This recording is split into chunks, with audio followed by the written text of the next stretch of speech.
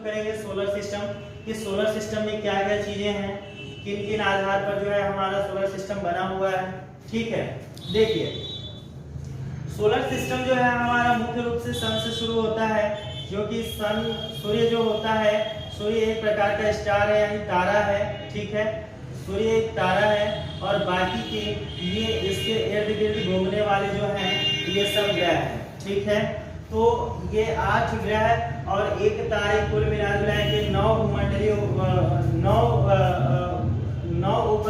9 ग्रहों की एक फैमिली होती है जिसको हम सोलर सिस्टम बोलते हैं। ठीक है, आप देखेंगे कि तारे और ग्रह में डिफरेंस क्या होता है, तो थोड़ा सा हम इस पर फोकस करेंगे कि तारा वह होता है जो खुद के प्रकाश से प्रकाशित होता है, यानी कि तारा जो होता है वह प्रकाशित होने के लिए किसी पर डिपेंडेंट नहीं होता है, वह किसी दूसरे के प्रकाश से प्रकाशित नहीं होता है। तारा जो होते हैं वो खुद के प्रकाश से प्रकाशित होते हैं, उनके अंदर ही फ्यूजन या संलयन या फ्यूजन होते रहते हैं, जिनकी वजह से जो है उनमें प्रकाश जो है निरंतर बनता रहता है और उसी प्रकाश की वजह से जो है ये प्रकाशित होते हैं। अभी हम आप लोगों को जब बताएंगे कॉस्मोसिस थ्योरी बताएंगे तो कॉस्मोसिस थ्योरी में स्पष्ट रूप से आपको समझाया जाएगा कि सन के अंदर कैसी अभिक्रियाएं होती हैं और प्रकाश कैसे निकलते रहते हैं, और इस तरह से अन्य जो तारे हैं वो कैसे जो है प्रकाशित होते हैं, दीप्त होते हैं, वो सारी चीजें आपको बताई जाएंगी। फिलहाल यहाँ आप देखिए कि सन जो है यह खुद के प्रकाश से प्रकाशित होता है और इसके प्रकाश के प्रभाव में आने वाले जो 8 ग्रह आपको दिखाई दे रहे हैं, ये 8 ग्रह होते हैं, ये इनके पास खुद का कोई प्रकाश नहीं होता है, ये सूर्य के प्रकाश से प्रकाशित होते हैं। यानी कि वह भौगोलिक पिंड जो किसी तारे के प्रकाश से प्रकाशित होता है उसे उपग्रह कहते हैं। ठीक है, यहाँ आप सूर्य की फैमिली में देखें तो सूर्य की फैमिली में जो 8 ग्रह आपको दिखाई दे रहे हैं, जिनमें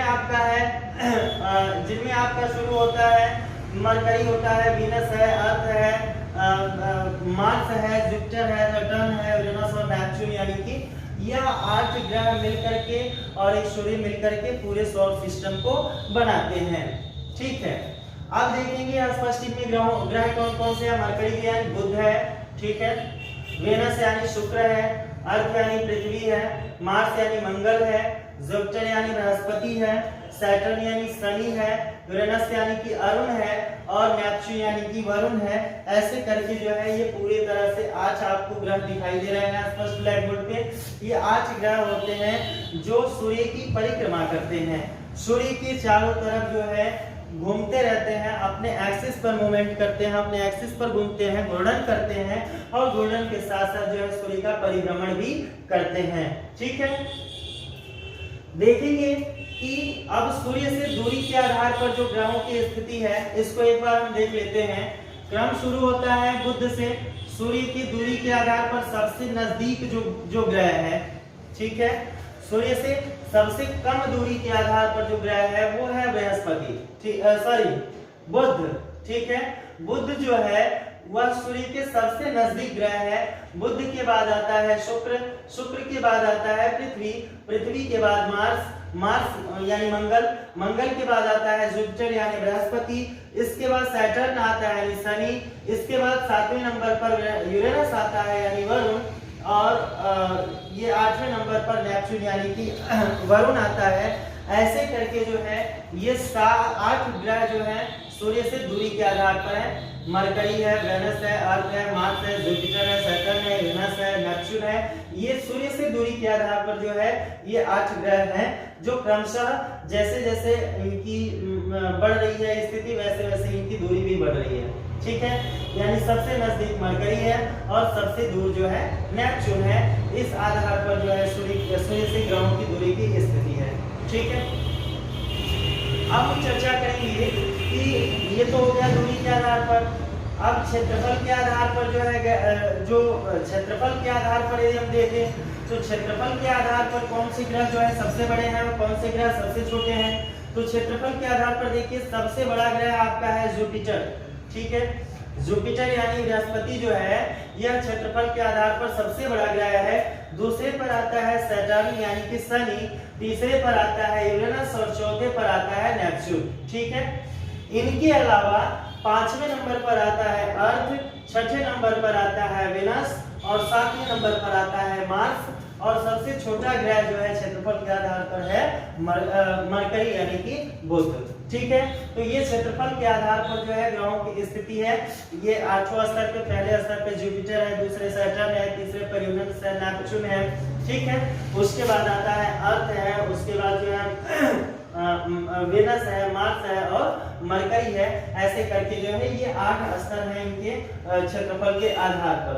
ठीक है, इसके बाद देखिए कि जब सूर्य से हम एक क्षैतिज रेखा में स्थिति है, जब हम ग्रहों की स्थिति एक क्षैतिज रेखा में बनाते हैं तो दो तरह के, एक आंतरिक ग्रह आते हैं और एक बाह्य ग्रह आते हैं। तो आंतरिक ग्रह में ये 4 आते हैं, मरकरी, वीनस, अर्थ और मार्स। ठीक है, मरकरी, वेनस, अर्थ और मार्स जो है ये क्षैतिज रेखा पर यदि हम इनको व्यवस्थित करेंगे तो यह जो है आंतरिक ग्रह के अंतर्गत आते हैं और बाह्य ग्रह में आता है जुपिटर, सैटर्न, यूरेनस और नेपच्यून।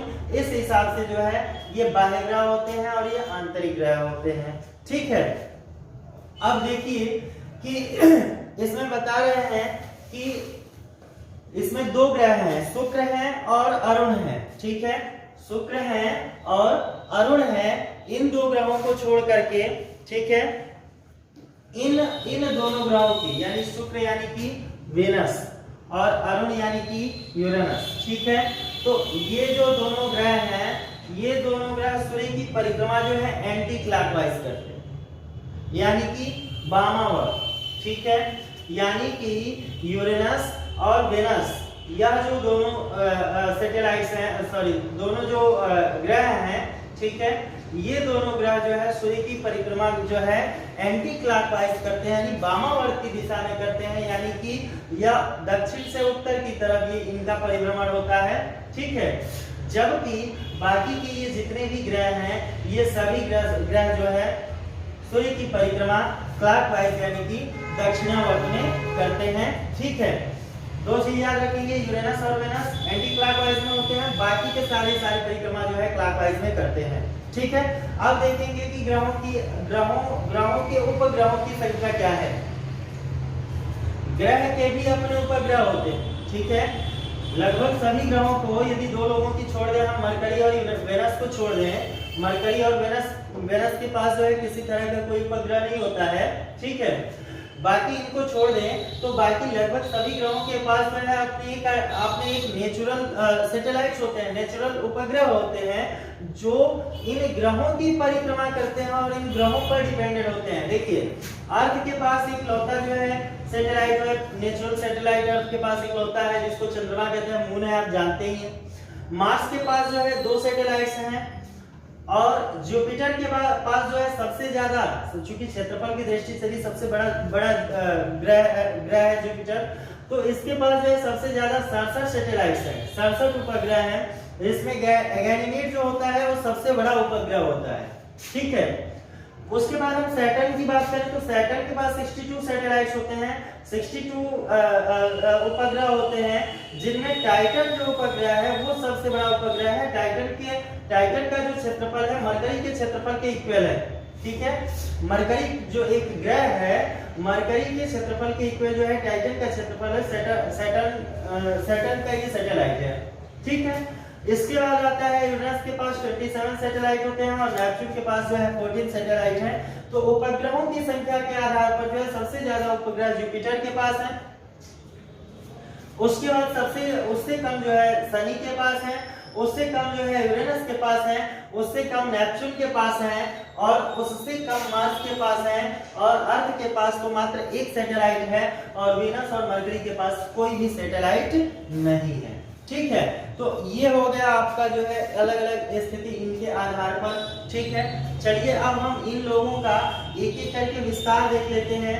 एक एक ग्रहों के बारे में हम देखते हैं कि कौन सा ग्रह क्या करता है, इनकी क्या खूबियां हैं, क्या क्या इनके विशेष कैरेक्टर्स हैं, इनको भी देख लेते हैं। तो अब हम चर्चा करेंगे। सूर्य का जो व्यास है वो है 13,92,200 किलोमीटर। ठीक है, सूर्य का जो टोटल व्यास है वह 2,92,000।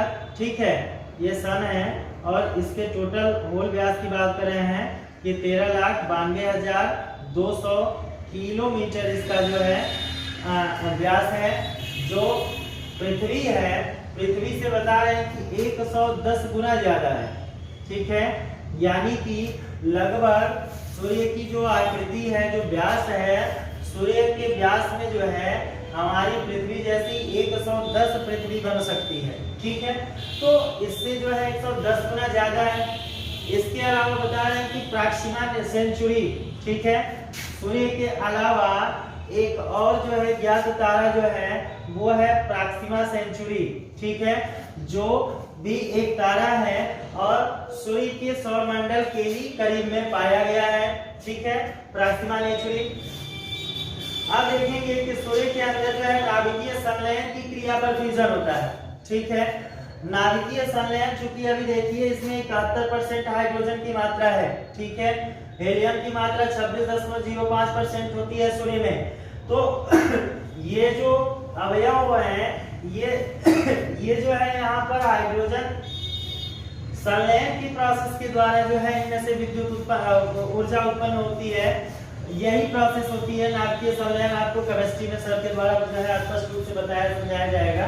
जब केमिस्ट्री बताएंगे डीजे सर, तो उसमें आपको स्पष्ट अच्छे से आपको समझाएंगे आपको नाभिकीय संलयन, नाभिकीय विखंडन क्या होता है, फ्यूजन किस आधार पर होता है। ठीक है, यहाँ जो सूर्य के अंदर जो प्रकाश का हमेशा दीप्त होने का जो प्रक्रिया है, ये प्रक्रिया जो है नाभिकीय संलयन की क्रिया पर ही निर्भर है। नाभिकीय संलयन की क्रिया के द्वारा ही कोई फ्यूजन होता है। सूर्य में बता रहे हैं कि 71% हाइड्रोजन की मात्रा है, 26.5% हीलियम की मात्रा, 1.5% कार्बन की मात्रा होती है तथा 1% में जो है नाइट्रोजन, ऑक्सीजन, नियान, फेरस वगैरह ये सारी चीजें जो है उनमें पाई जाती हैं। सूर्य के बाहरी सतह का ताप जो होता है 6000 डिग्री सेल्सियस जो होता है तथा आंतरिक सतह का ताप जो है 1.5 × 10⁻6 डिग्री सेल्सियस में होता है। यानी आंतरिक सतह में जो होता है, आपने देखा होगा कि समुद्र के अंदर से ज्वालामुखी विस्फोट होते हैं, ये सारे जो मैग्मा और लावा जो होते हैं, ये टेम्परेचर इतना अधिक होता है कि वो लिक्विड फॉर्म में पाए जाते हैं, तरल अवस्था में पाए जाते हैं। बाकी ये तो सब आप जानते हैं। प्रकाश की किरणों की चाल जो है 3 लाख किलोमीटर प्रति सेकंड या 3 × 10⁸ मीटर पर सेकंड होता है। और सूर्य से पृथ्वी तक प्रकाश की किरणों को आने में जो है 8 मिनट 16 सेकंड और 6 नैनो सेकंड का समय लगता है। एक समय है। ठीक है, कुछ किताबों में ये टाइम जो है सेपरेट हो जाता है, लेकिन 8 मिनट 16 सेकंड, 8 मिनट 11 सेकंड भी कुछ किताबों में मिलते हैं। ठीक है, तो देख लीजिएगा किताबों की विश्वसनीयता के आधार पर जो है ये नोट डाउन किया गया है। 8 मिनट 16 सेकंड और 6 नैनो सेकंड का समय जो है सूर्य से पृथ्वी तक सूर्य की किरणों को आने में लगता है। और सूर्य का जो बाहरी हिस्सा है उसे हम प्रकाश मंडल या फोटोस्फीयर कहते हैं। ठीक है, इसके बाद अब देखिए सूर्य के बाद आता है बुध। ठीक है, बुध चूंकि सबसे छोटा ग्रह है, ठीक है, सूर्य के सबसे निकट है, इसके परिभ्रमण का काल जो है 88 दिन का होता है। ठीक है, और यह जो है यहाँ पर एक खासियत होती है, 88 दिन का इसका परिभ्रमण काल होता है। ठीक है, सूर्य की परिक्रमा जब ये करता है तो ये एक चक्र जो है 88 दिन में पूरा कर लेता है।